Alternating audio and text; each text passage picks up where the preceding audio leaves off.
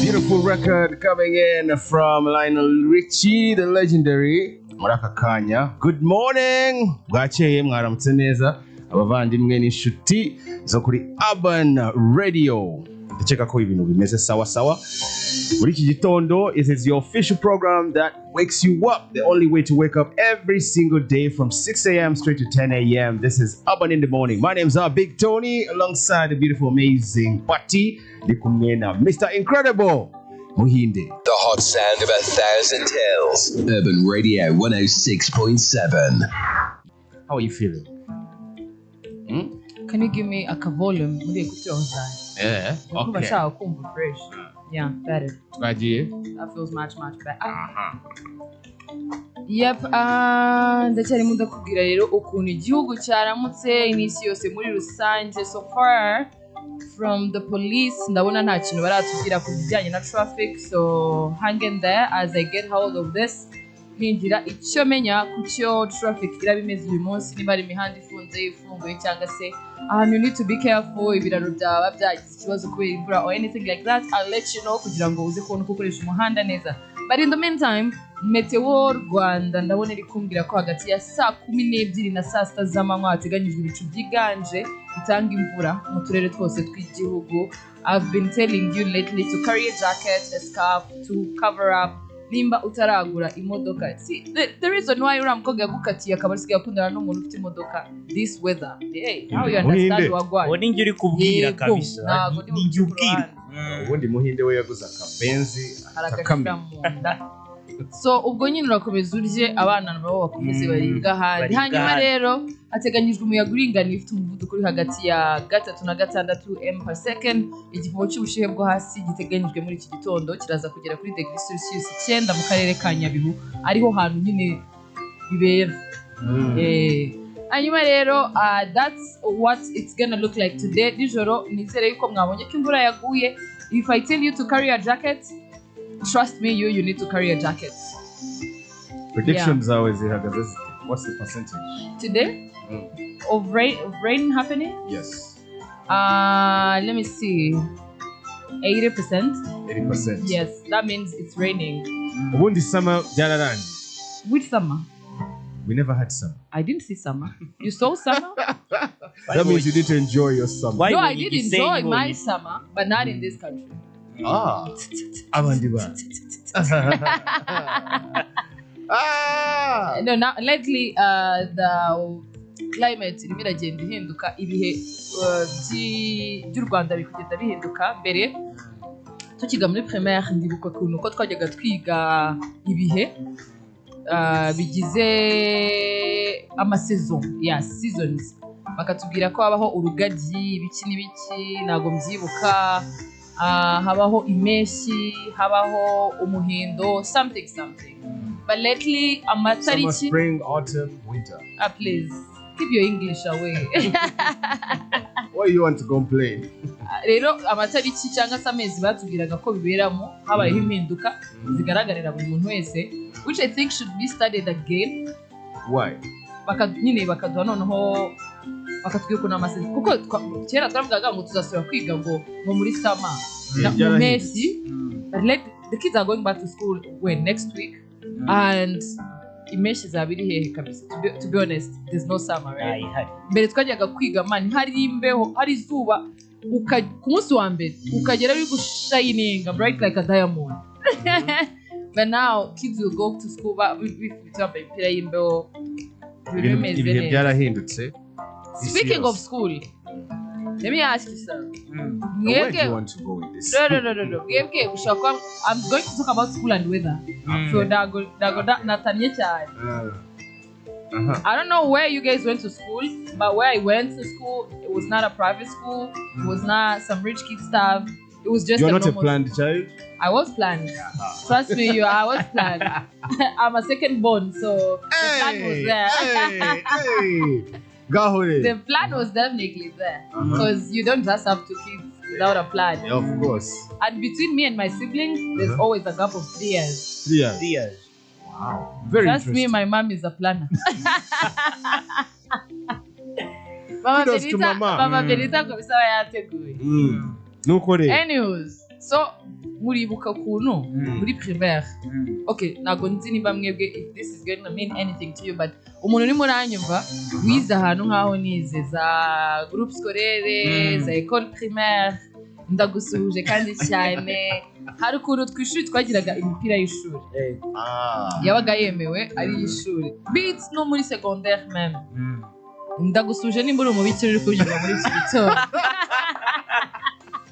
ugacishije byumvikanye cyane ugasanga imipira y'imbeho iremewe iriho esinye most of them twasanazitaga kompasi ya mipira twayitaga kompasi I remember the first one I wore was blue ntabwo nigeze nambara kaki muri ubururu is a very secondaire famous color ahantu hose ntabwo nigeze nambara kaki zari de kaba nkambaye kake za sito abantu bize in the cities ariko njyewe kabisa ntabwo narangije kwiga ntambaye kaki kabisa now in my beautiful uniform nkaza umupira w'imbeho wanjye let's say umukozi yari yawumesire utaruma or something happened nkahita nkubitamo nk'akajampa k'umukara so off you know umubikira mugahita mukubitana gatatu kuramo umupira cyane rwose mu mbeho urumva ya mbeho ya nyuma mu kwa 9 hari utwa tundu urabona amashuka urayazi like akundi imbeho iza akaza umweru like twabyitaga amashuka you guys umubikira akabwira ati kuramo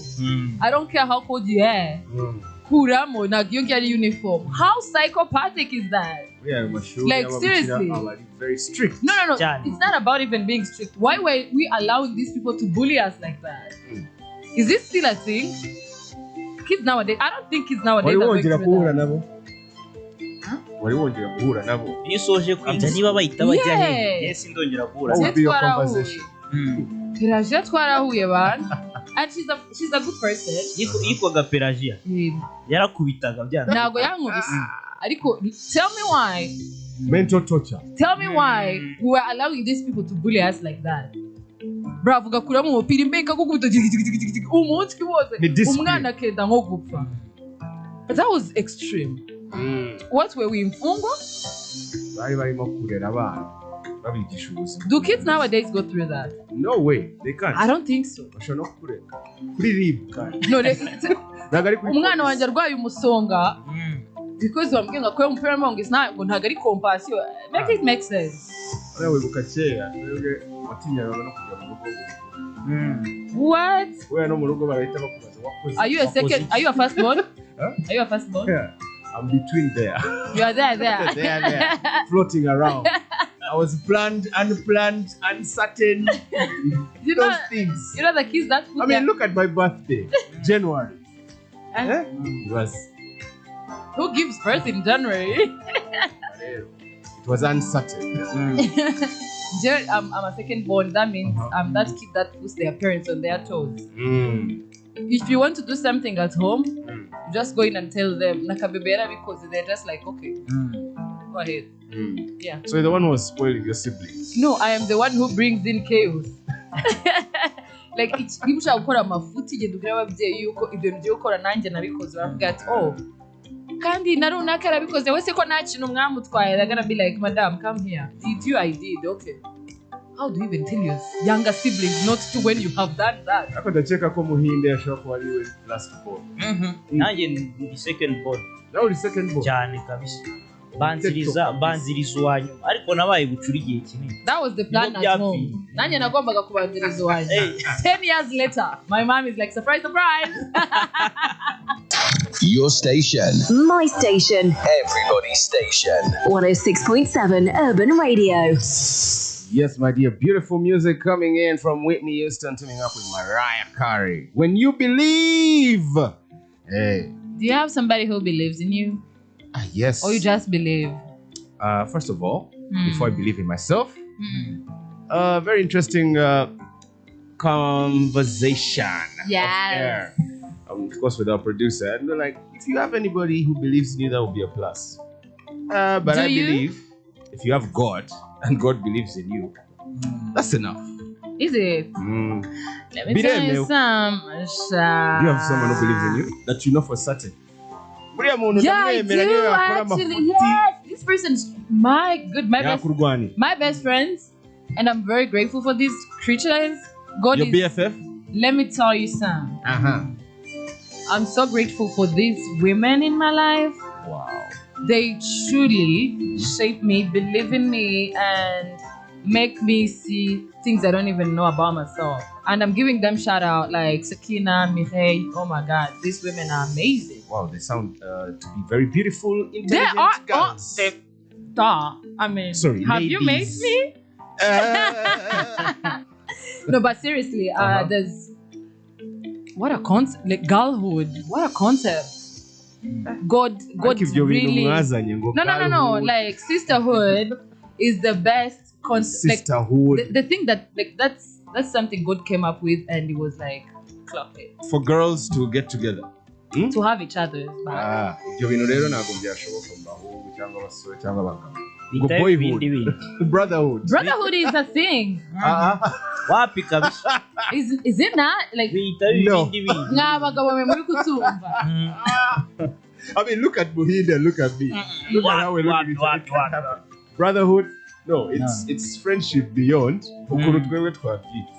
It's you look out for me, I look out for you. Yeah. Ariko bya bindi like in your face. aya Bruv, chill. Yeah. But you guys, when you're drunk, I start seeing things like, brother, I love you, I man. love you, I man. love you, man. No, it depends how you say it. Brother. These guys, no. You be giving each other like this whole agomba kuba thing. harimo You're like, distance bruv, Yeah. no. bitaye ibindi No, I've seen hugs. I've seen men hug. Don't hari even try. umujama wabibwira ivide riba riri aho hafi But let me tell you, don't make me start going around taking videos in bars. Mm. Because You've I've seen a guys video? hug, telling each other, I love you, brother. Mm. Yeah. Okay, that's okay, depending on the situation. I've seen guys kiss. Okay. You know, hari indirimbo ya Jay-Z bita OJ. Hano kunitangira ngo OJ indirimbo nyine kunitangira we arimo kurapa. OJ yavuze ngo ntabwo ari umwirabura. Hano Jay-Z agasubiza. Okay. Whatever helps you sleep at night. Ariko buriya brotherhood kwa kundi someone looks up for you. Muvandimwe. Yeah. Ariko ntabwo bifite kujya beyond because twebwe tugira we are ego. We have that ego, egotistical. You get? So, Pati, for you to have sisterhood, bireme. No, like it's there's something about having a group. Like, okay, it doesn't have to be a big group. I really am one of these people who have a lot of kind, like people abantu tuziranye kurusha abantu turi inshuti. Like inshuti zanjye ni nkeya. I have a very small circle, but I'm sure nziranye n'abantu benshi. So when I say girlhood or sisterhood is a very beautiful concept, I mean these people who are really in my life, who see the things I don't even know about myself, who put me like back in my place, like wait, what was that? You know, get your together. You know, these people are Party, pull up. like no, not that kind, not that kind. Like these ones who like you got this, you know, get that job, girl. Why are you doubting? You know, Source of inspiration and encouragement. yeah. And these people see the things you don't even know you have. That's needed for, They for keep you in women. check. They're like, girl, hello.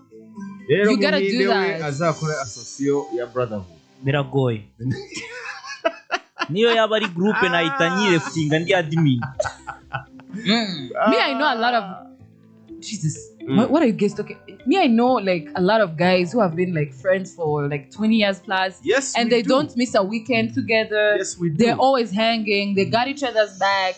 They're like tight, you know. And when they're drunk, as I was saying, you see them starting to hug, like, brother, I love you, you know. You my brother, man, you know. ibyo bintu nabikoze rimwe harimo akantu ariko Bihita bihinduka biba ibindi. umujama nabibwiye bro yabigize birebire aranyongorera n'akajwi gatuye arambwira ngo niga you gay Why are you gay? bro ntago nzongera kabisa But I don't understand why it Hari can't ka be. kamimi kajya kanyuraho, it was trending on social media. Umuntu nyine bakajya bakora prank. The guy calls the other brother on the phone like late at night, like how you call your girlfriend or and you be like, wariye, nashatse kubwira ngo Good urare night, neza, sweetheart. good night. Like, what the hell? Why Why would are they you say talking that to about? me? Like, you love me. ushaka amafaranga ngahe nyaguye utambwiye ibyo bintu yewe That one. nicyo gita kiza mu mutwe That's toxic masculinity. All right, tugiye kujya mu yindi segment Yeah. mu kanya. ni minota 5 isigaye kugera saa moya zo mu gitondo. Trends are Umunsi wa coming right up, gatatu. kabisa. Oh my God, are you excited? I am excited because a girl got engaged. I mean, hello. Oh, you got engaged? No, somebody got engaged. Who? And you gotta know, in the second hour. Who? Don't leave us hanging. Who is that one? Who You is will that know. one? We'll be back shortly. Do not switch the dial. You're still live and direct over here on 106.7 Urban Radio. This is Urban Radio 106.7. Happy Mood Hit Music. Yes, welcome back from that short musical skit. It is exactly 2 minutes past the top of the hour of 7 a.m. You're still live and direct over here on 106.7 Urban Radio, transmitting and broadcasting from the heart of Africa, the land of 1,000 hills. Pati, igihe cy'amakuru, news updates. You muravuga gutya like that quick, I'm like, can I even? Ni kwa kundi nyine I'm like, ugenda give this ugakopera guy his flowers. M&M. What the hell? Umva rero ndimo ndareba amakuru menshi ari basically ku mikino, and I don't want to dive into that, but let me tell you, Maroc na Madagascar byageze ku mukino wa nyuma wa CHAN. Yes. Yay! Why are you not happy? Yes. Oh. Zo dufana zavuyemo Wafanaga iki? Ubugande yafanaga Uganda. Yewe I don't even want to know. Nawe Please. nuko nahahagaze. Leave us Oya, alone. reka mbanze. Tubabarire Oya, kamvuga ibyaha. nutubesha turagukubitira muri no studio. Nafanaga nyine urafana Ubugande kubera ikipe Turabizi.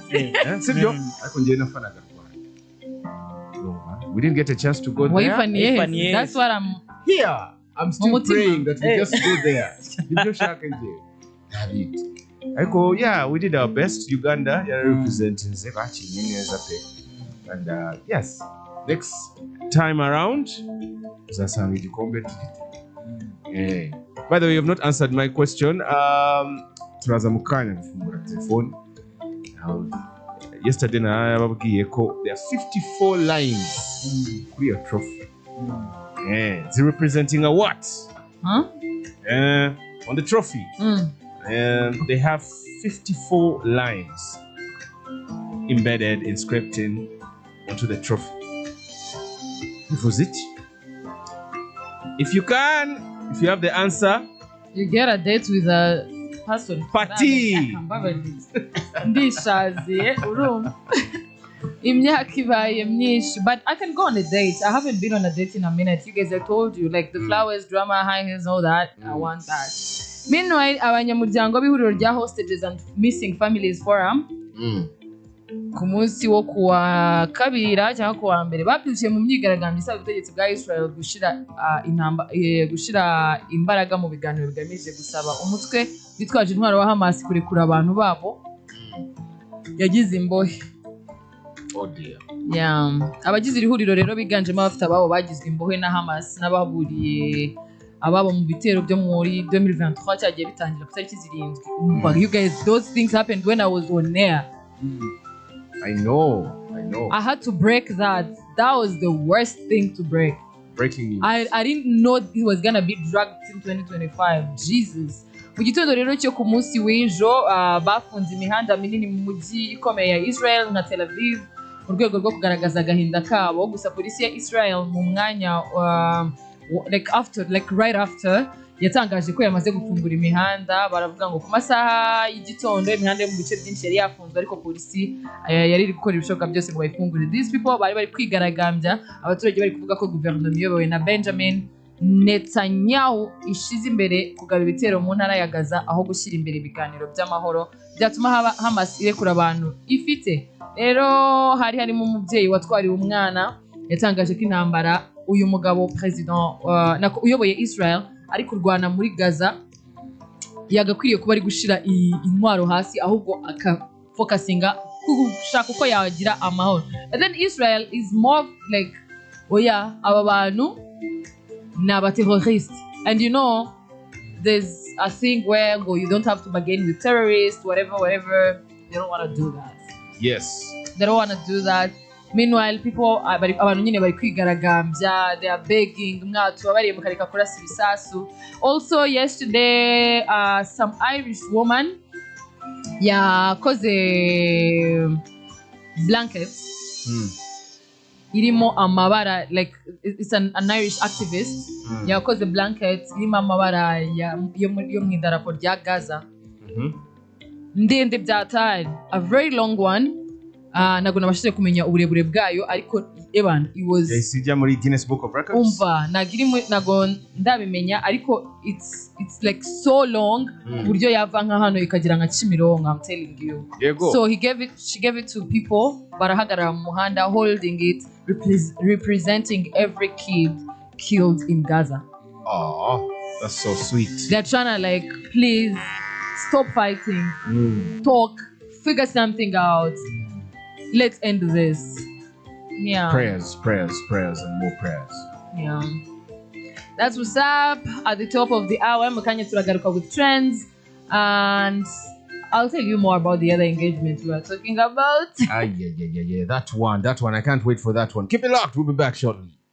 Nziza cyane ya Bwiza hano kuri Urban Radio. Very beautiful kid. Talented. Beautiful soul. Yeah. I love music. Good nimero ze. Cyane rwose. The way you're saying it. Aha. Andika 078. Ngaho rero. Ibyo bintu ntabwo umunani. Umunani. Gatanu. Arabura. Umunani. Ni nomero ya polisi. Kuko mani iyo nimero nta nubwo nzanyivanye. Mbona nditso motari. Nakundi. Ni minota 15 imaze kurenga kuri saa moya muri iki gitondo kwa gatatu. Pati. Yes, please. Let's continue. How is the weather looking? I was telling you that there's this beautiful lady called Taylor Swift, and she got engaged American last sweetheart. night. What? Yeah, she got engaged last night, like 7 hours ago. Najekona mbona. People mags. To the same guy. Wow, mugabo wiwe. Yeah, the footballer. Yeah. By the way, we don't. Ubundi, how can you explain that sport? Yeah, that's what I was getting. American football, bakambwira ibyo ni ibiki? American football is something else. No, American it's football. Very hard to explain to people. Exactly, it's like rugby. Because football, they call it soccer. Aha. Yeah. And you might bakita. Now I don't know. Now you're lost. Anyway, ibintu ujya ubona umukino wo ubona bitara muri Amerika. Bawita American football. American football. Yeah. So there was a star player, but I love their couple. This guy is called Travis Kelce, and he's marrying Taylor Swift. Okay, he's engaged to Taylor Swift. They announced their engagement in an Instagram post yesterday. And guess flowers? What? Guess what Taylor wrote? She was like, your English teacher and your gym teacher are getting married. Meaning they're not even getting engaged. There's a wedding coming. Your English teacher and your gym teacher. Yeah. Now who's the English teacher? And who's Taylor, hello. Taylor is doing music. She writes You clock it? And then there's your sports guy. Okay. Yeah. So they accompanied that post with photos showing Kansas City Chiefs star Kelce proposing to her. The pictures, I'm looking at them right now. They're amazing. How big is the ring? Oh my God. We're doing that. We're doing that. Yeah, I know I'm a dude, but I want to know how much money was the brother spending. Are you trying to compare that to Ronaldo's and George's ring? Georgina. Is it called Georgina? That was the biggest ring I've ever seen in the history of rings. Do you think these people wear those rings on a daily? Or they have like fake ones they put on for sure? Exactly. And then the ones at home? Exactly. Yeah? Exactly. Because why would you Ever since that incident of Kim Kardashian? Why would you go around one by million zinga $1 kuboko? I could go because ufite security. Sare kamubwire security wawe nari uyitwaye. Nanone. Yeah, I think you buy like the OG and then a duplicate of it ikoze wenda nko mu yandi ma stones ari like natural stones bisa, and then ukagenda wambaye ya yindi bisa ugasiga the OG, the money, you leave the money at home and then wear the fake one for sure. Nako akunda ugira double. Yeah. So it's very advisable. The ring. Ntabwo ndamenya how much the ring was. Ariko ndabizi question zawe. That's like the biggest. That should be the biggest news. We want to know. I Brother think Kashin. no. But I they think love. How long have they been together? they've been together for a minute. Let me see. Normally Taylor, I think she's been heartbroken so many times. Taylor no sweetheart jewe binamaze kunyuramo nanje. Yeah. Birambabaza. First of all, Kanye West sinzi ngo hehehe muhinde nawe nanjye naramubabaje none baramunwa njye namufiteho na crush. Taylor Swift, and she's a very interesting creative. I think music speaks to me. You know, she's a billionaire. I do. Her concerts are sold out. I do. These These people have been together for long. Why the face? I'm trying to think. This relationship started in 2023. No, I was thinking so hard. No, it's a 2 years long relationship. 2 years. 2 years. It's And okay. yeah, if you're It's dating okay. someone and they haven't popped the question and you've been together for more than 2 years, start questioning yourself. Hey, 2 years is very small. It's very Together for long. like 10 years. I mean, what? Get to know you better. Okay, if we live in together, sure. When is the wedding? It's not a thing ariko mu Rwanda, right? Ubu noneho kamubwire comparison igiye kuba ihari. I need to see Taylor Swift's wedding mashup as big as Davido's and Mr. Easy. Mr. Easy na Davido ubukwe babujyanye hanze mu bindi bihugu. Impeta ye iri estimated to be between ibihumbi 550 n'ibihumbi 750 by'amadolari. Izo ni miliyoni. No, not million. Ni nka 1 billion y'amanyarwanda bazi byore. That's very interesting. No, ikindi. The wedding has to take place somewhere exotic. Ase kunuburi gupanga ubukwe bw'abantu. Oh yeah, you know, it's Ubwo showbiz. yaburangije You mu going mutwe Jeff we Bezos bwarangiye kind of zabaye. Like, I'm so excited for them. Because, Did you I see did Jeff come- Bezos' wedding? Yeah. It was not all that. It wasn't all that. I wasn't that excited. Man. Yenda shaka kureba competition. Erega, ya Davido, let me tell you. Not Taylor Swift. Nigeria can do a wedding, I'm telling you. Ukagira ngo arusha amafaranga ba Jeff Bezos, ba Elon Musk, bande. Let me tell you. Did you see the wedding? Let me stop you right there. Hold that thought, my dear.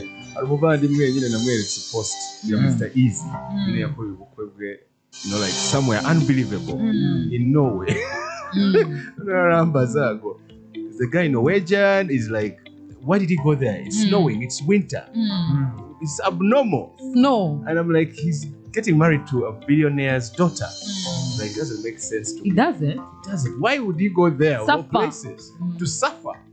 What was interesting about that? Wabonye ubukwe But- bwa this Tanzanian guy with the Nigerian, Jukes. yes, Juma Jukes, and No more baby wear. the girl wore Nigeria. 16 dresses. Yeah. 16. Mu bukwe bumwe.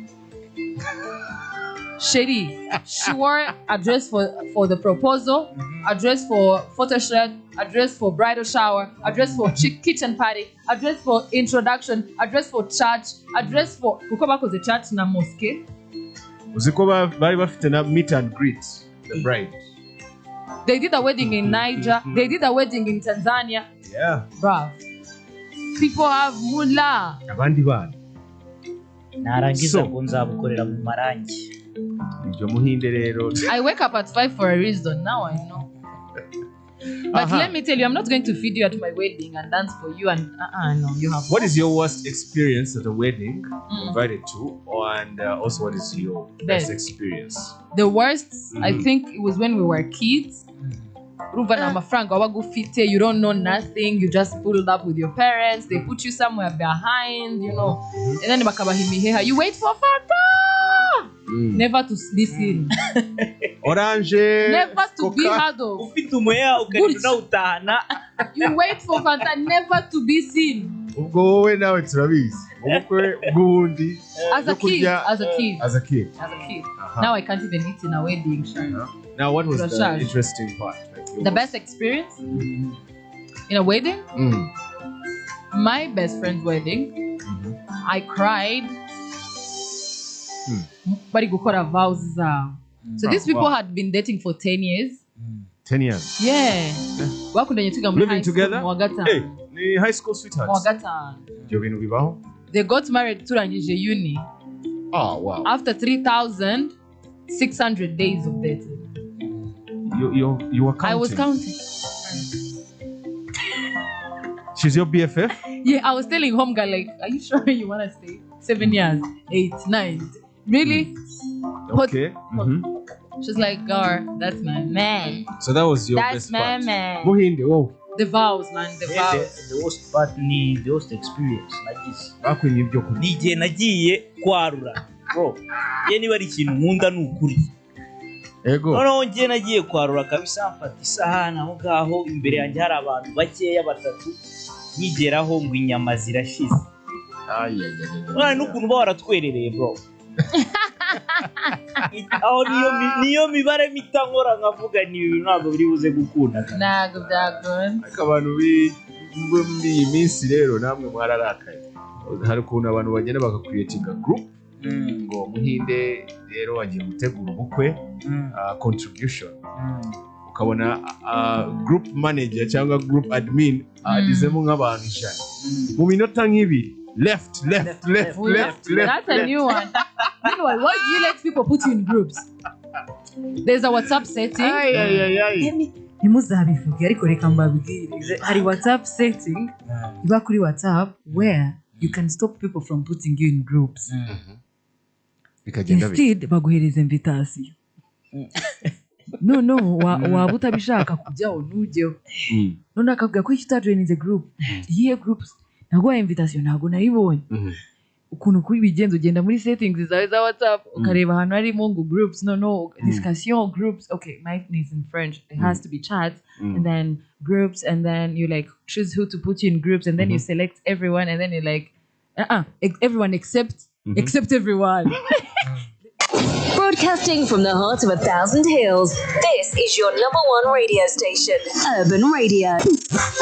The station makes you dance. The station makes you laugh. 106.7 Urban Radio.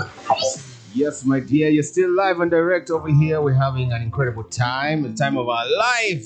Live every single morning, 6 a.m. The straight station 10 that a.m. makes you dance. The station that makes you laugh. Ndirimbo Urban nziza cyane. Radio. Iyo ndirimbo urayiheruka ryari? The station that makes you move. Makes you dance. That makes you dance. It's Good Urban mood. Radio. Hit Hey music. music. Yes. 1.7 Urban Radio. There you have it. My The dear day to Patty. holiday. Hariho na Muhinde rero. yaman Bimeze bite? ni fresh Okay, mu yandi makuru dufite the UNHCR and the African Development Bank have signed a joint country action plan for the year 2025-2027 to advance, of course, refugee inclusion and self-resilience in Rwanda. This was signed yesterday on August 25th. Urumva rero izi gahunda zigiye kuba zimeze neza. Meanwhile, Google yo. Ikigo cy'ikoranabuhanga cya Google. Google. Do you know that you're older than Google? Yeah, you told me that twice and I already knew. It always baffles me. Why? Anyways, ikigo cy'ikoranabuhanga cya Google cyaburiye abakoresha serivisi yacu ya Gmail kwirinda gusubiza ubutumwa bubasaba gutanga password cyangwa ijambo banga we. Do you know that something ijambo banga? nari maze kuyitanga Bya konti za Gmail. Like mu bisobanuro Gmail yatanze nuko abantu barenga miliyari 2 binyuze bamaze gutanga amakuru yabo. And yeah. So iki kigo cyasobanuye ko abasaba aya makuru ari abateka mutwe bageze ku makuru y'abantu barenga miliyari 2 binyuze mu makuru bibye. Bayibye iki kigo cyakorana na Google cya Salesforce. Iki kigo rero cyavuze ko amakuru aba bajura babonye arayibanze ariyo mpamvu bari gukoresha ubutekamutwe bwo kwiyita impuguke mu bijyanye n'ikoranabuhanga kugira ngo babone amakuru ahagije. Itangazo rero Google yarishize hanze ivuga ko ubu buryo bushya buri gushyira igitutu ku bantu cyane cyane abakoresha uburyo bucungwa na Salesforce. Ikigo cyasabye ko abantu batangira guhindura amapasswords yabo no gukoresha uburyo bwo kurinda amakuru yabo buzwi nka two-factor authentication where let me explain this ku munsi nabyutse ndi kubaho udu tips twa tech twinshi cyane rwose now nababwiye kuntu uko mugomba gushiramo who can put you in the group chat turabikunda cyane mukaba mungo muzi yuko namushaka kwashyira muri WhatsApp group now ubungubu mungiye no kwabwira ko mugomba gushiraho double authentication cyangwa two factor authentication on your Gmails where at you login in muri Gmail yawe bagusaba password wamara kuyishiramo bakagusaba backup password uri ngombwa kugira password zingana no like you have one password but then ufite recovery email igenda ho like wa login in bagata bayihereza email ku login in muri Gmail yawe so bakaguhereza like you know these prompt numbers they give you to install so that's a double authentication changa two factor yeah so do it before amabanga yawe yose tuyasanga imihanda no kuvuga ko no muri Africa people are comfortable keeping things on their phones I don't understand no kuvuga ko no mu Rwanda byaba rero no Tony I don't understand Why don't you understand? You guys, the way you're so comfortable putting these random things on your phone. So you don't have any secrets on your phone? Please. Here is my phone. Here you go. So what's your password? Off mic. Yeah. No, you can go ahead. Face screen? Just. Password? Yeah. Okay, that's very rare. For a girl not to have something. I don't have anything interesting on my phone. The only thing that is to be kept a secret. Accounts? No, that's not a secret. You want my bank details, baby? The only thing that I keep in my phone that is a secret. Yes, it's phone memory. It's work. It's work. Yeah, you know some jobs you sign NDAs. You can't share. That's true. But what if I land on that? I can use it against you. I'm cooked. I can find a way to keep your things more safer. Like seriously, we don't want. Phone yawe barayibye next day there's news all over. noneho ibintu by'abakobwa rero foto mujya mwifotora amavideo ngo ngiye gusharana n'umukunzi wanjye. Please do not do that. If you're listening in, sweethearts, however much you love your boyfriend, your better half, tell him to come over and look at you. Hey, come over. Yeah. We don't be like live, baby. Izo nama mubaye ko mbona ari ushobora kubihomberamo. No ibintu bintu nadi. Trust me. Urumva rero muhinde wowe. Ari wowe cyangwa ari wowe ubisaba cyangwa ari wowe ubikora. Birabujijwe ntuzongere n'undi. It's very dangerous. Actually, it's a crime. It's a crime. Yeah? Also, you understand it better if it was your daughter. You had to go there. Yeah. That's how bad it is. Umukobwa wawe cyangwa sister wawe. Make it your daughter, it hits home. Ndabyumvisha. Byabaye ku mugabo hariya mu Bugande umupasiteri. Bahita bamubwira, isn't this one your daughter? Which one? This one. The name is Narumasi. I would die on the spot. Yeah, it's like you saw the story. The man fainted. It's very dangerous. Please don't. Do not try the solution. Don't try this at home. Kwa kundi bajya bakubwira kubinywebwa above age, prohibited, abomination, kubika amabanga kuri phone ni bibi cyane. No kuri flash. Hari umuntu nigeze kubwira ngo niza flash disk yawe. Urumva? Yabwira niza flash disk yawe. Jewe fata flash disk. Ibintu nashakaga files nashakaga zari mu rugo. You know I had to go back home. Machine. Upload what I needed. Ndi mu nzira. Just 2 minutes in. Dude calls. Listen. Yaramamagaye ukagira ngo I dance a big crime. Why did you take the wrong game of the flash? You took the wrong one. Flash, that's the wrong one. I don't know. That's it, bro. What one? Sinagira ubwoba ndavuga ni kwa kundi you shouldn't go looking for what you don't have to know. Shagusanga amabanga najya ntwariramo. You know when they say ignorance is bliss. Believe me. Yeah. trust me, you ignore yo. Hari ibintu umenya ukavuga how can I unknow this? Hari n'abantu umenya you can be like subiramo twumve. I know. How can I unmeet this person? I wish you never told me. Like, we need the I can unknow button. You know, unmeet, but like hari umuntu uraho nawe mu buzima bwawe like. Kwa kundi kuri remote. Pause. Reverse. You see, we have delete. like you unknowing someone. With imana ya kukabati ni yariko kadukorera. Hari abantu uhura nabo mu buzima you like. Okay, well, I truly believe that somebody comes in your life for three reasons. Either There are three types of people. there's like people who are in your life to love you. There's people in your life to heal you. And there's people in your life to teach you. And there are those to destroy you. Those are the teachers. Inevitable. But Unescapable. this is what you gotta do. And I'm gonna say this from a place of love. Niba uhuye n'umuntu mu buzima bwawe cyangwa n'ikintu mu buzima bwawe, make sure you learn that lesson. Uri completing a graduate ku buryo iryo somo mutazarisubiramo. Amen. Amen. Hallelujah. Ntuzongere kubisubiramo.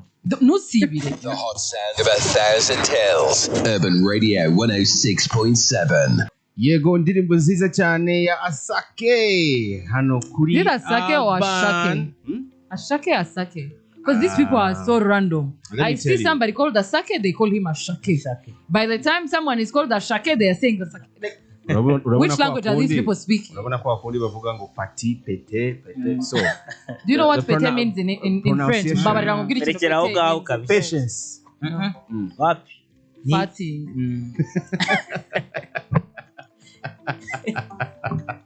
You're very, very unserious. Behave. Behave, young lady. You brought behave. this up. Behave. I- All right. Bamwita? Urabona nka kwa I don't know kundi- if it's Asake or Ashake. Kamaze nkwere. Davido or David. Amen, right? Baramubajije in the interview. Like, how do they pronounce your name? He's like, my name is David. Oh.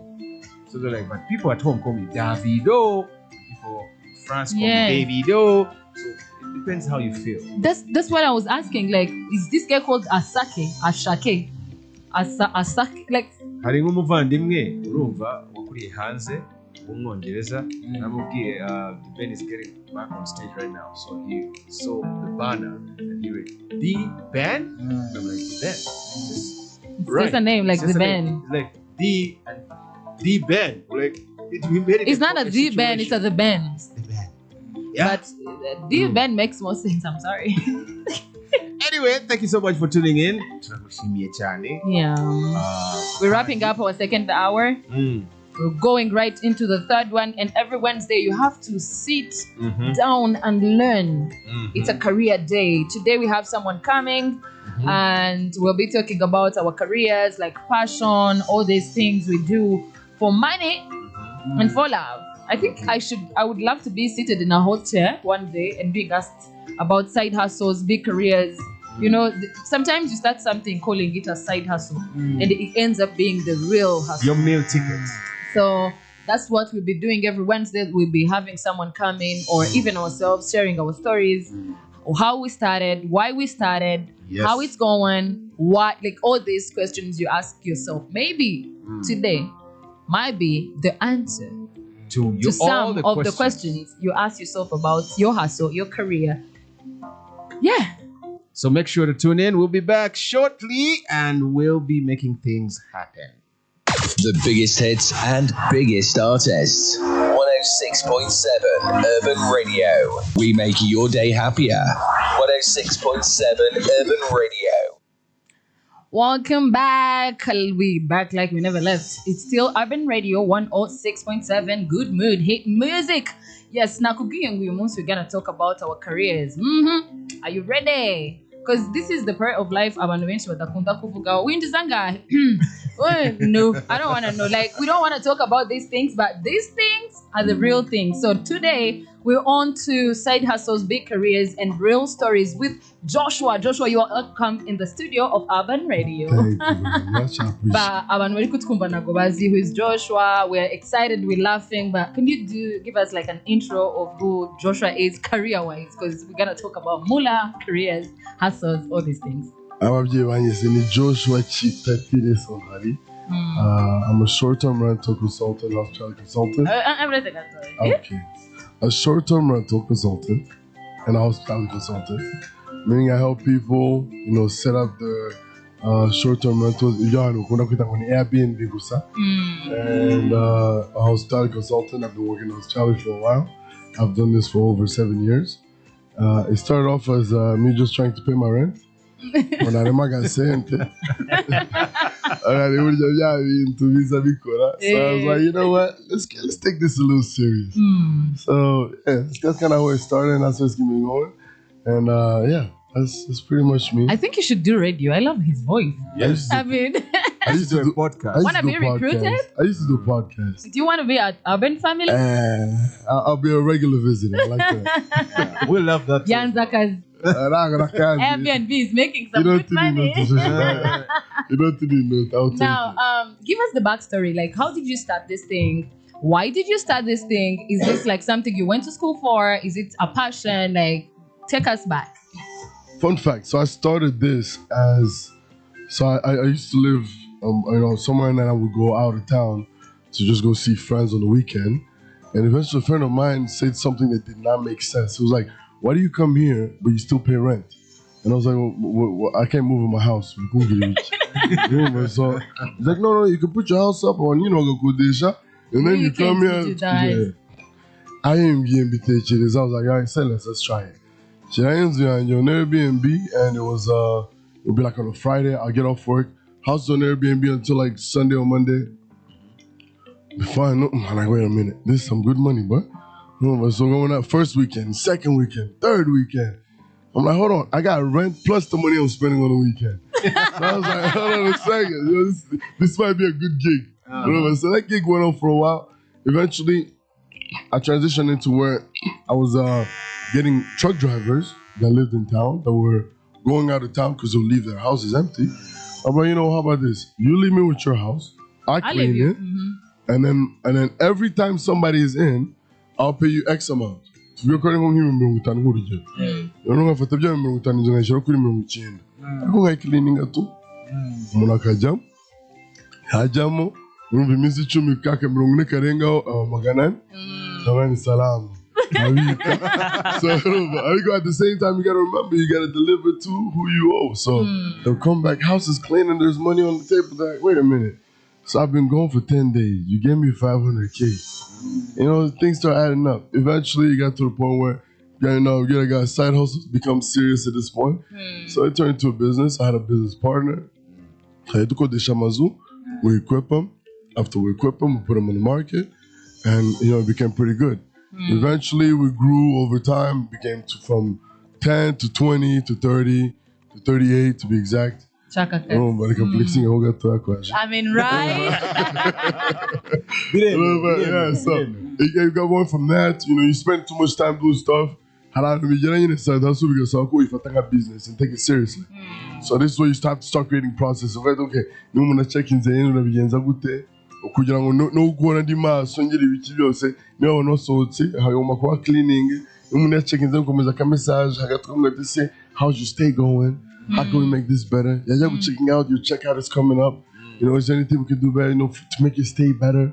That TLC. Yeah, I got 10 11 leave snacks on the counter. A little bit. And that's one of the things, I always believe that in this business, one of the things you gotta do, you gotta attack the people's senses. Every single your senses. So what we'll do is make sure the place smells good. From the moment we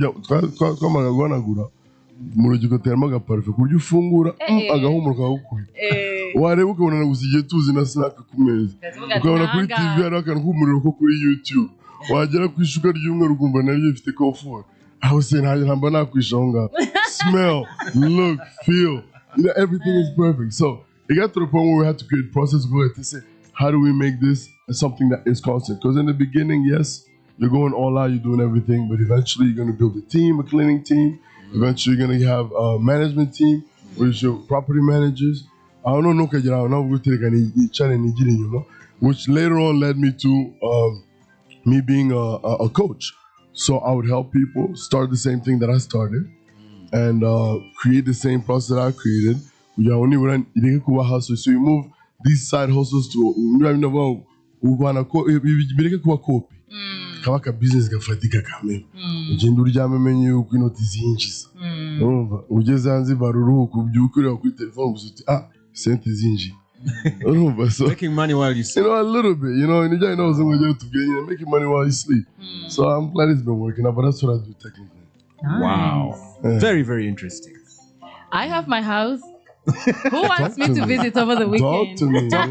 We can make it happen. I We mean, can right? make it happen. The That's a right people in the possibility. studio. Anyways, we're coming right back. Mukanya got after a short after a short break. Music, because this is good mood hit music. No crowd shingerwao. 106.7 Urban Radio. Happy mood hit music. I'm still putting on the mic. Ndecheri kumwe na Big Tony Marie Studio. Ndi kumwe na Muhinde. And then the big Josh is here. Mr. Airbnb, if you want to call him that. Anyumarer. He's telling us more about how to turn a side hustle into a proper career. Josh. Talk to me. Is this something you went to school for, or it's something you figured out how to do, self-taught? This is something money told me to make. I love That's that. very honest. I love that. Mhm. Money was needed and survival was necessary, so we made it happen. That's what it was. Nice. I mean, like I told you, like in the beginning, it started off as just just trying to pay rent and whatnot. Bigira ahantu nyine ngomba gushishozwa kuvugisha ukuri ati inoti ko ziri kwinjira tubigenze dute. So at the beginning, yes, rent is being paid, extra money is being made, but you have to get to. I think in life there's a point where there's a turning point you get to, and you have to go, okay, fine, this is happening. But nigute tuvana muri kope bikaba business nyayo. Wabonye akantu uvuga ngo wajoniye ari kwinjiza inoti, but he has to get to a point like, okay, everything needs to be structured somehow, and we need to make it happen. I mean, I went to school for architecture in the beginning and I dropped out. That's another story for another time. Wow. And then, You're not tech by profession. no, I'm not an architect. I dropped out. Just so we're clear. Oh. Yeah, I didn't even do that. Just so we're clear. Just so we're clear, I didn't even make it through that. Okay. But it got to a point where I had to be like, okay, fine. Well, this is working with 1 or 2 units. How do we make this make sense in the end? You have to get to a point where you're like, okay, fine. I knew processes are necessary. I knew at a certain point, in order to scale, you needed automation. This is from. Sometimes we talk bad about school as a thing, but self-education needs to be a thing that's constant. I need to try and find a way to develop myself in a way that helps me do better in whatever I'm doing. You know what I mean? Even you guys working here, there's somebody you look up to. You're gonna go look at how do they do what they do better, and that's exactly what was going on with me. So you got to a point I'm like, you know what? What are guys that are doing the same thing I'm doing better? Or how are they able to scale? All right, how do I make sure where I'm not, things are still working out? How do I make sure whoever I train, they can train another person? This is our process. We're going to this out. So you create those processes, and eventually, because I guess it's coming in. What happens at that point? I guess it's going to be showing up tomorrow. What happens at that point? They're showing up today. How do we do that? How do we follow up on that? So I'm sorry to cut you short, but I have a question. Ulikumgirango, it was self-taught, but how? Like, do you go on YouTube? Do you read a book? Do you ask people? How do you go about it? You lose money. That's a good way. That's a good No, you lose money. That's the best answer. No. After you've lost money, my dear, there's no tuition You have to bigger than figure it that. out. That's the tuition. You get to a point. You know Yeah. when you lose money, like review kama futi kama yeah. Ukana booking is that you. But even beyond that, you also have to want more. But it has to get to a point where you're like, okay, like my motto has always been providing a home away from home. Meaning I want to provide that comfort that I have a home for someone else when they come. But even beyond that, I want you to have beyond that. wumve uri muri serena cyangwa uri muri mareta kubirenzaho gatoya. So I have to be really thoughtful and very careful about the service I provide. Urumva niba nzi ko mu rugo amashuka yanjye asa neza mfite isume nziza, I'm gonna make sure you have that as well. Niba nzi ko umusego wanjye nta mibu irimo, obviously ugomba kugira umusego nk'uwanjye. Urumva, so it's the same thing. There's a part of you that yes needs to want that self-development, but you need to have a vision behind it. If you don't have that vision of what you're trying to provide, you're not going to be able to provide something good. I'm sorry to say this. Ariko hariho nkamwe diaspora zo gufatana ugasanga umusego ni roza, ishuka n'umweru, isumiri hariya nayo harimo akantu k'umugezi tutari buvuge mu bantu. So it's like aho ngaho ni wa wundi uri gukubita frappe gusa ngo ubone ko yinjiza inoti. Ariko umuntu uri kuvuga ngo I want for whoever comes in here to tell their family about this because they felt like home. That needs to be the goal. So once you have, when the vision is there, everything else kind of flows. I think before you even have the vision is because you're willing to say, you know what, I recognize that maybe I need to do some self-improvement. So you're gonna go watch the YouTube videos. You're gonna go listen to the podcast. You're gonna do whatever is necessary in that aspect. Well, a lot of this today, everything is easy. All the information is available. As long as you're willing to apply yourself, you're gonna get it. Nice. That's very true. The internet is your best friend. That's a fact. Google it. Google it. Or YouTube. Anyuma, YouTube it. Anyuma, I have another question. If you were to start from scratch right now, no experience, nothing, what's the first thing you would do different? Oh, that's a tough question. The first thing I would do different. Yeah. Okay, it can be two. Well, I don't think there's anything I would do different because I think everything I've done so far has shaped me to be who I am today. The mistakes I made, the things I did right, the things I did wrong, all that was part of the journey. So you have to understand there's no such thing as having it right in the beginning. So just go with what you have in the beginning. The right thing to do is to begin. Just begin, my guy. Go. There's something I learned. Not to, when I say Michelle, by the way, No longer drop out. I'm no longer drop out. I realized that was no longer cute. But So you went back? no, I went back to school. I'm going to school right now for business administration, my guy.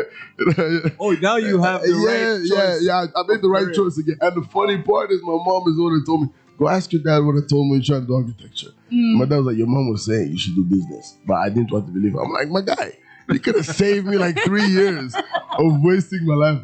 No, but one thing I learned recently is fail fast and fail often. Because sometimes we try to have this thing of, let me make sure my base is fine. My this is good. No. Just start. Fail. Just fail one time. Fail again. Because experience. the more you fail, the more you correct. The sooner you fail, the sooner you correct. And then guess what? Yeah.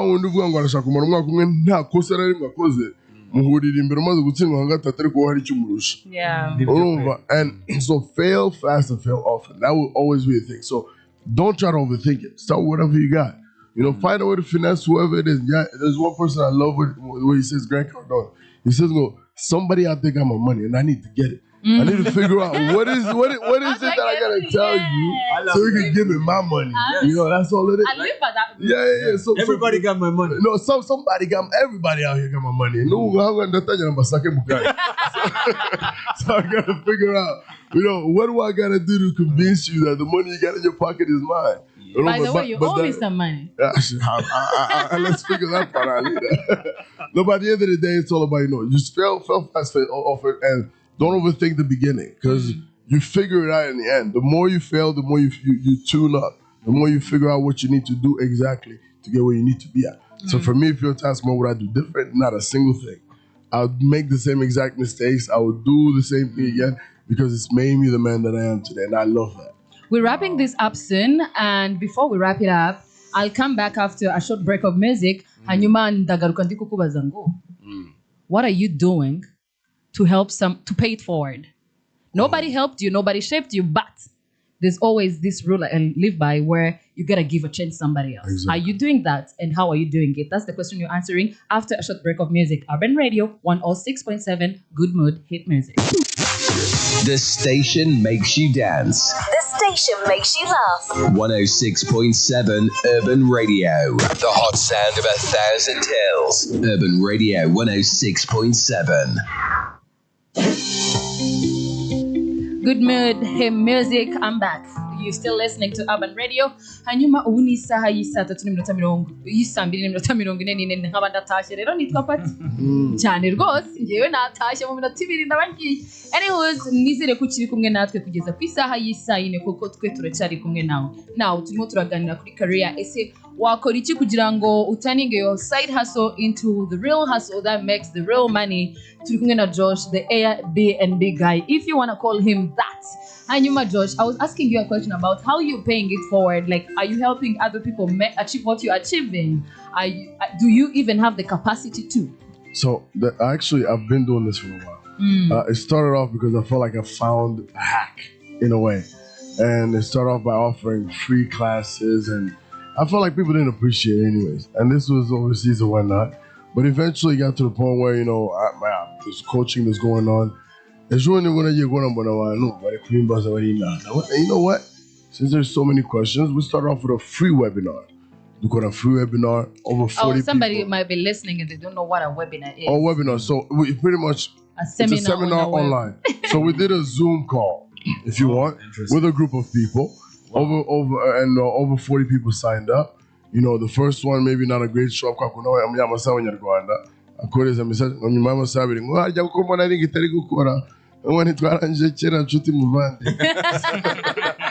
it got to a point I did a second one. It was a better turnout. And then eventually I got to a point where, you know what, I'm going to become a Toronto, so why not? So now on Tuesday, actually, and Wednesday, now that you ask, I have a seminar at Zaria Court. It will be 2 sessions, and it will be Tuesday and Wednesday. So That's next week. Nah, this is just next week. So Are we paying for it? yeah, you definitely are. So, but much is it? How much? before you even go there, I'll do you this. I'll give you guys 2 tickets. You can do with it as you want. Whoever's listening, you can give it to whoever you want. Okay? That's a Interesting. good. No. I'll give you 2 tickets. You can give it to whoever you want. But more information is gonna be on my Instagram page, which is also where they can sign up. And my Instagram page is Airbnb with Josh. AIRBNB with Josh. So that's on Instagram, and all the details are in the last post that I put in, and there's a link in my bio, and you can definitely sign up. But for you guys here, you have 2 tickets. Whoever you decide to give it to, I'll leave that discretion up to you. If you want to tell people I'm gonna move forward, but to me, I feel like already for the price I'm giving for, that's not what I charge when people overseas. It's a service that I give people for 3 months. But what I'm gonna be doing is I'm actually gonna be helping them, and I'll tell you exactly what inspired this. It was actually my mom. That is, and I'm going to say, which is right. You can't sit there and keep complaining about the same thing, And you're not doing anything about it. You're not contributing. No, you're not contributing to society. But at the same time, I also don't want to just say, but then at the end of the day, when you look at it, everyone that's going to show up is not everybody's going to use it. So you want to make sure that whoever is going to be attending is someone that's actually going to use it. Which is why even when I posted about it, I said, if you have an Airbnb or you're looking to start one, this is a thing for you. But so that's going to be what I'm doing. So that's Tuesday and Wednesday at Zaria Court. So there's going to be 2 sessions, a morning and afternoon session. But to me, that's my version of giving back. Because I feel like there's people that are here that invested their money, and they would like to make sure they get that money back, or at least get a return on the investment. So why not give them a place where they can come and learn everything I've learned over the last 7 years? Actually, more like, we've been out here 9 years. Over the last 9 years. 9 years. Over the last 9 years. Still going strong. urumva ukaza ukabyiga mu minsi ibiri nushaka nzabakubita agasertifika rwose kariya n'izina ryawe urumva so you can go home smiling kandi nzatanga n'amazi y'ubuntu so are you insinuating something? Anyways, there's young people listening in and they're like, oh, Josh made it in life, but maybe he had a lot of money, maybe he had help from a lot of people. So what can you tell a young mind out here, a young person listening in who wants to start a business? Doesn't have to be necessarily Airbnb, it can be something else. We're talking business, we're talking career, we're talking hustles, side hustles. What can you tell this person listening? I'll tell you this. Sometimes, and this sounds so maybe, there's things that we're good at sometimes and we don't even realize it. I've always known if there's something that I like dealing with people's services, giving services, because I can always find a way. My mom was always, I can sell water to a fish. So if I know I'm good at that, then No, let me. say that again. No, I know You can sell water. I can sell. We feel like we shamas. Yeah. Me. Literally, if you are Mumaz, you can convince. So I'm good. I'm good at providing services to people. So if I know I'm really good at that, and I'm ready, I had to, and I found something that works for me. I went with it. Sometimes could have strengths to fit there. Just try whatever. You should not just try whatever, regardless of what people think. We don't care. When I started this, I did my first cleanings. And so what? Do you pay my bills? At the end of the day, does it not work out at the end? So there you go. So lose your ego. That's one. Okay, because ego doesn't pay your bills. That's one. That's true. Once you realize your ego doesn't pay your bills, try whatever it is you need to try under the sun, and let God be the only judge. Okay? Wow. Because at the end of the day, It's a seal. I'll give you one last example. I have a friend of mine, and I'm not going to say his name. He's in America. She's gukora muri banki tutari buvuge bamuhembye $500. Mutipana na wewe tiboro nabo byavamo. Aragenda ajya kwiga moto. Okay, this is a true story. I mean this. True story. Aragenda, okay, yes, maybe I have to help him mu rugo agura moto. Akaza gukora umotari mu ijoro nshuti. Nyuma y'akazi. This is 2022. 2024 when I came home. Tipera afite moto 22 zimuferisa. Love that. And mind you, arimo agenda muri abapeti bakora mu zindi banki nawe bakora 700 ariko kundi kote kurushwa kuna amafaranga. Urumva, so lose your ego. That's the one thing. Find whatever's gonna make you money and focus on that. And then if you find out you're good at it, find a way business in your find a way to make sure it can work without you. A business, by the way, to me, how I look at it, is like raising a kid. Yeah, you go urabanza umugaburira in the beginning, ariko umwana ntabwo wabura umugaburira buri gihe. Agomba kumenya uburyo agera amenya kwigaburira. Amenya kugenda, ntabwo wamukikira mpaka afite imyaka 10. Hari aho agomba kugera akamenya kugenda akajya gute. Look at your business the same way, and I promise you won't regret it. All right. Now, Josh, I love the fact that you said something about that. Kuri side hustle. Yeah. What would you say to a young youth out there listening to us right now? You're identifying with your side hustle or what you're good at. Some people, it's so difficult for them to identify, okay, this is my thing. Even if job janj. What are some of those attributes, changwa characters, ushowa kwisangamo? Like I said, so if you're good at it, nuko byinjiza inoti. Hey. So That's the first thing. that's the first sign. If you're good at it. At the second time is there's a certain point where you're doing something, but you feel like you also want to do it better. Remember, that's also going to be a thing. When you get to a point, you're like, okay, this is doing good. This is making me money. But you can get to a point, you're like, I know the money is there, but I'm not feeling it. And by the way, when you get to a point you want to do better, you don't even realize it. You go, hey, I'm going to show you. When you start seeing those kind of characteristics, I want you to do better in whatever it is you're doing. Maybe focus a little more on that. I'm not here trying to be an expert.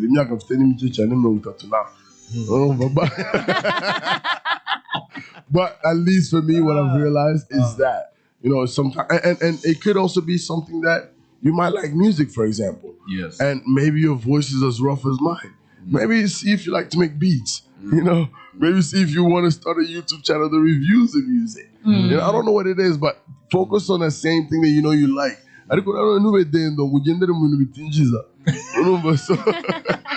Just because you like it, if it's not paying the bills, Find an angle where you can make money out of something you like. Exactly. If you can squeeze out the money Out of it, that's the thing. If you're able to squeeze 5K out of it, that means you can squeeze 10. Yeah, you can squeeze 15.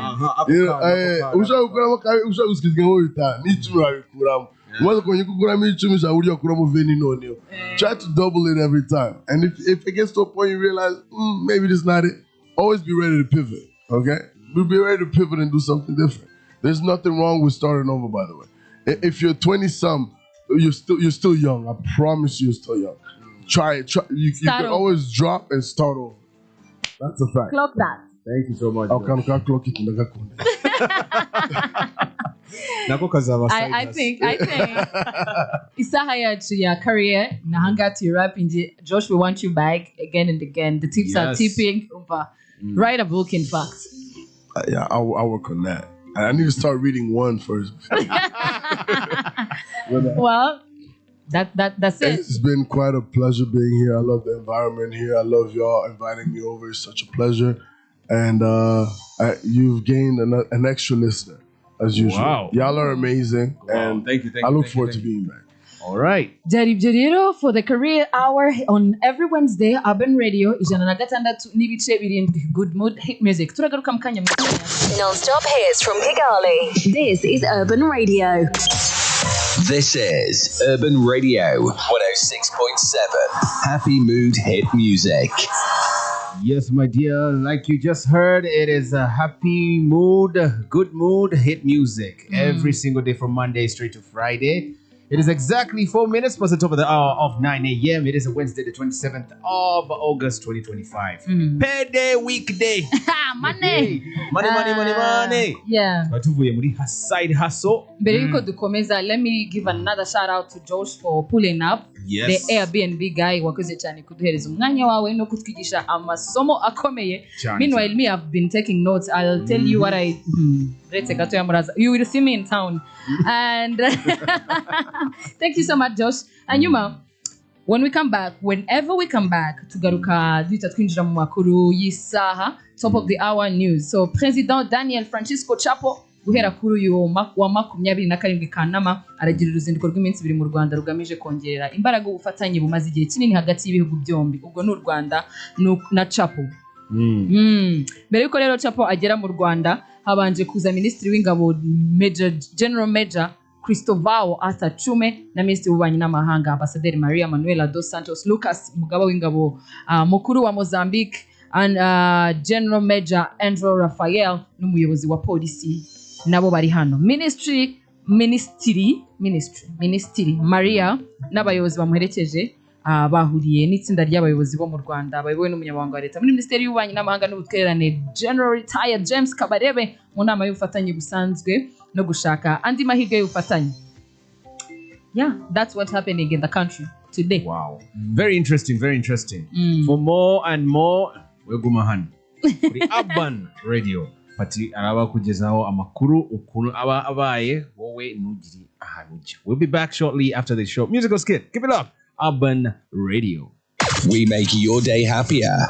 106.7 Urban Radio. Broadcasting from the heart of 1,000 hills, this is your #1 radio station, Urban Radio. Yes, welcome back from that short musical skit. From the Pearl of Africa, yes, that is Kampala, Uganda. Bamwise Aronex kubwira ngo permission. Ndirimbo nziza cyane y'imvuko yo mu Bugande, mtoto wa Uganda, mtoto wa Afrika. Hano kuri Urban Radio, giving you the best of music, the latest, the freshest. We got it all. Oh my God. Big Tony. Oh my God. Patti. No. I love the part where you say the latest, the freshest. Yeah, you know. I almost said no clock it. Joshua yavuze ko agiye kuindosinga that thing. It's a nice skit.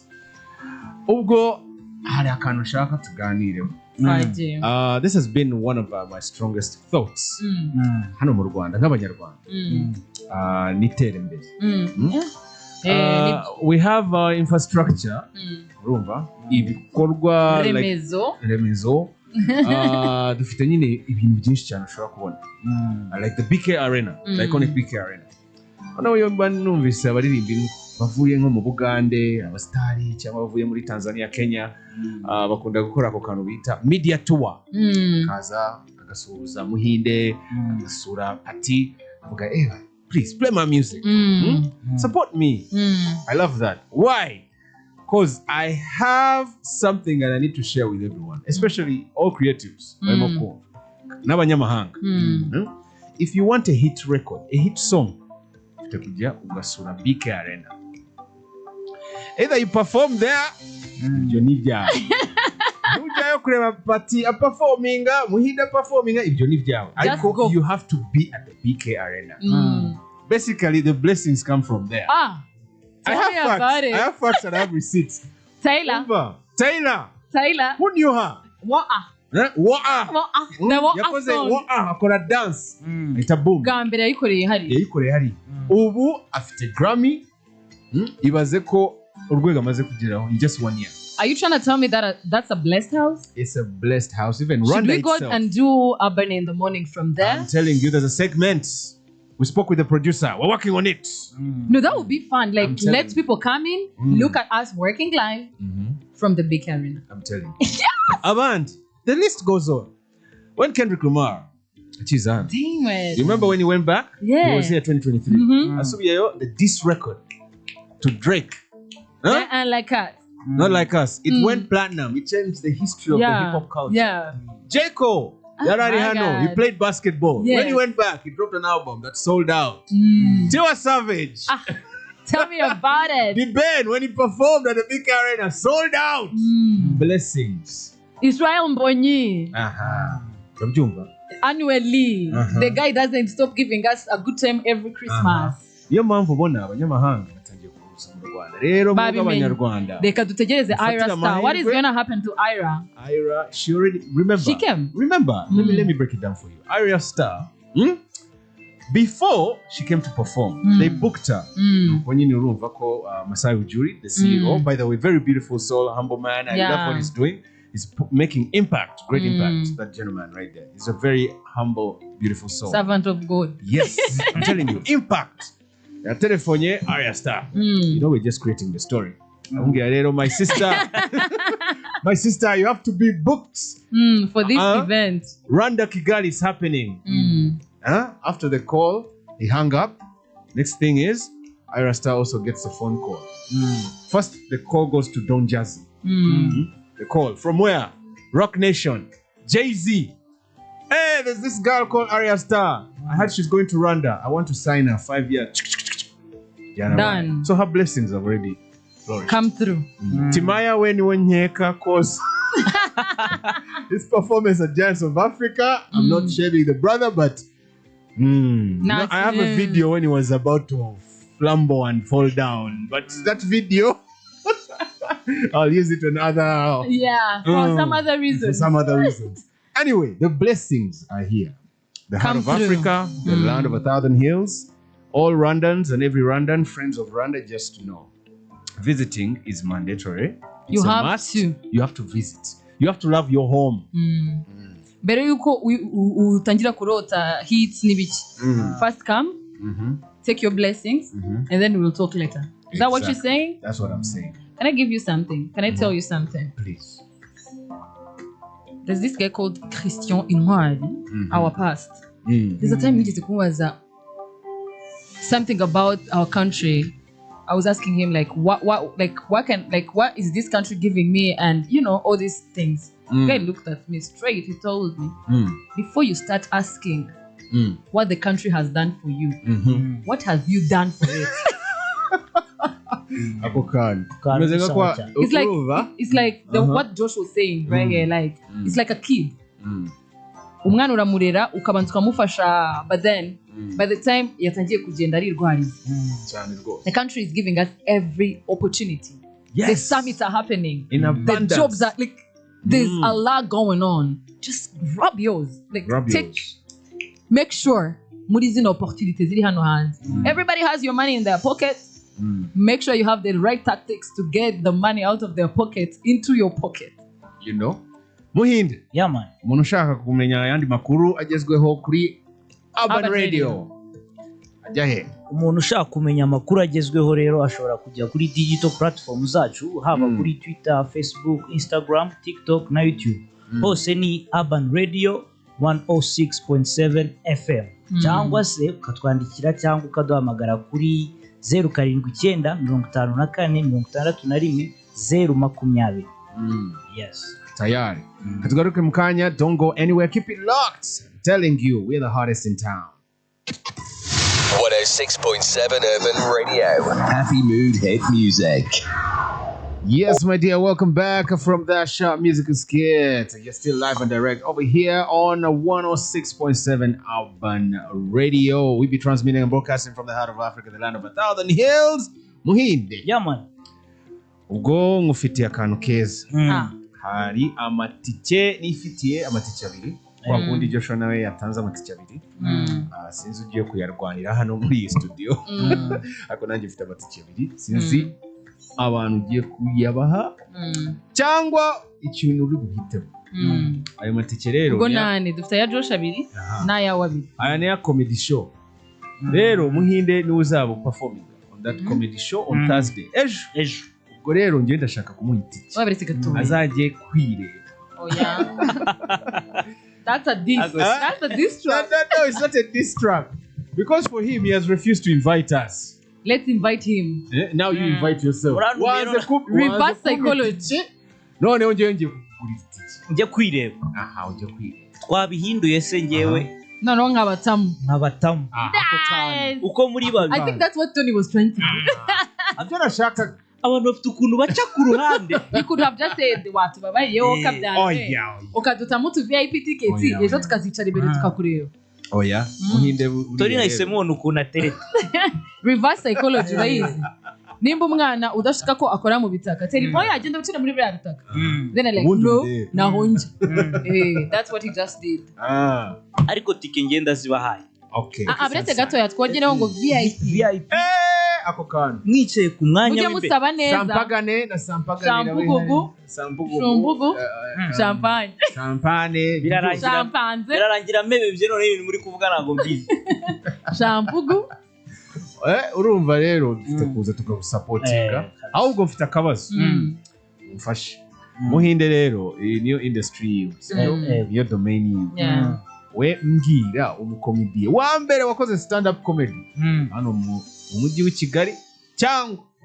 mu gihugu cy'u Rwanda umukomediye wa mbere the first person to go on stage agakora stand up comedy kandi ufite kukwereka facts receipts na video babarira none utangiye nawe kugona si exhibit arazikura ufite nimero ze se tumuhamagare iki kibazo ko kiruta impano yanjye ariko kamubwira wenda ntago navuga umuntu umwe ariko navuga abantu babitangiye hano mu Rwanda stand up comedy buriya yatangiwe na comedy night yari irimo Babu Ata Elve na Michael Sengazi I love me Mika. Hi Mika. Hi Mika.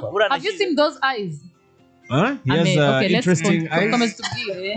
Hanyuma yagenze gute abo nibo bayitangiye hano mu Rwanda noneho abandi bose baje nyine twese twaje dushamikiye kuri abo ngabo nanjye ndi product ya Babu nawe muri comedy night ubundi nkurira muri Gens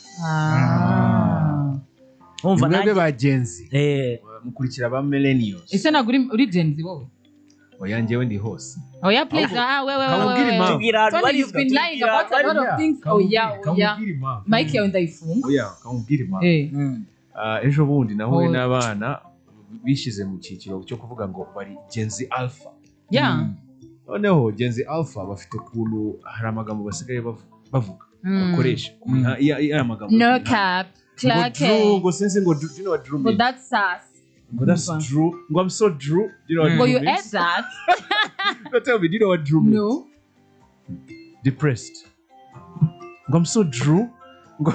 I'm so Drew right now, guys. That's a new one that you're doing. I'm going to vocabulary and so if I come on here telling you guys I'm so Drew today, don't mess with me. You know. So umva nza materme menshi ariko akoni gashasha ndakubwiza ukuri umva nzi kanoka generation nzi sas nzi clock that yego ko mana yanjye I need to teach you things me am Gen Z properly banza umbwire agomba kuduha amakuru yewe hari ubugamo mujya muvuga ngewe bukancyanga ngo Drew ngo nkeneye trade izo nizo muri generation yacu uri inyuma bishokora cyakujyana na the sampling ya hakurya when someone tells you go it's sus they're like that's shady yeah but that makes sense suspicious muhinde rero urakoze cyane kuduha iyo plot na history ubundi ngewe nari ndimo mbikubaza nkubiza ariko nanjye nabyuzi icyo ushaka twacyumvisha nashaka kumenya umukomediye wa mbere wakandagiye kuri stage ahita abikora ubwo rero kwa kane uzaza supportinga brother muhinde comedy imaze kujya ahantu kure ya mu Rwanda kabisa we growing yes it's growing niba wumva ufite ikibazo ariko twe ntitwazagerageza gukora stand up stand up me and you straight up as a duo I would drill you. the problem is I don't trust you. Yeah, I would You skin finish me you, alive? that's it. And then I'll have to choke you. So We're getting a physical we'll die before even we start. we start. mwebwe mwakora duo hakambabwira abantu mwafitinga neza hari show ya Mika zana performingamo ku cyumweru yitwa Sunday Night Live ibera Kigali University nayo ni ya comedy ariko yo ibiri mu cyongereza aho hantu giyewe ndabona mwakora duo nziza kabisa impamvu Muri iyo show dukeneye gutumiramo Trevor Noah. oya buretse duha impamvu za First of all, reka nguhe impamvu ya mbere. Victor ni can't speak Kinyarwanda. funga urugi You want to finish someone? ushaka kumubitiranga manzo ubivuge neza impamvu nayo ndayivuga nsoka Mukanya muri link ya nyuma duseze. I'm with you. Hanyuma rero uracyari murumva Urban Radio 106.7 Good Mood Hit Music. Buri munsi tuba turi hano guhera saa 12 za mu gitondo kugeza isaa 4 z'amanywa tuguhereza amakuru, tukaguhereza updates, you name it, you get it. Hanyuma nyuma yacu haza abakobwa beza bitwa Joy Mignon ndetse na Big C cyangwa se Kadate. Nyuma yabo hakaza abasore b'ibihangange mu bintu bijyanye n'imikino, abo ngabo bitwa Kadu na Jado Max and later very late. Ugomeje gutuning in haba hari ikindi kiganiro ntari bukubwire so that you can tune in and know what gone. Hanyuma rero twebwe turacyari kumwe nawe kugeza ku isaha y'isa 4 but we come back after music. The biggest hits and biggest artists. We make your day happier. 106.7 Urban Radio. Yes my dear, welcome back. Nuko rero Pati Amen. ijambo rya last Kwa gatanu tuzayakwitinganya. hey yes Last. Celebrating 20 years Itariki 5 kabisa ni gahunda. ni gahunda itariki 5 uranamo cyangwa ngutemo Dutane musha wa mwanjanye. Tugende. Hanyuma rero twebwe ni gutya tubisoje isaha yacu ya nyuma niyingi and we out of here but the beautiful ladies are coming in but that will be after some good music. Natwe tuzagaruka ejo nk'iki gihe kuwa 4 we'll be talking about relationships. hey ngaho rero My Aho elements. ndahasabwa. Hinde ejo tuzakugaruka. aho ndahasabwa pe mfite ibibazo byinshi cyane aho ngaho asabwa iki umukunzi Ya muhinda ibintu byo tuzabigaruka. Ciao Kigali, ciao Rwanda. We'll be back tomorrow at 6 a.m.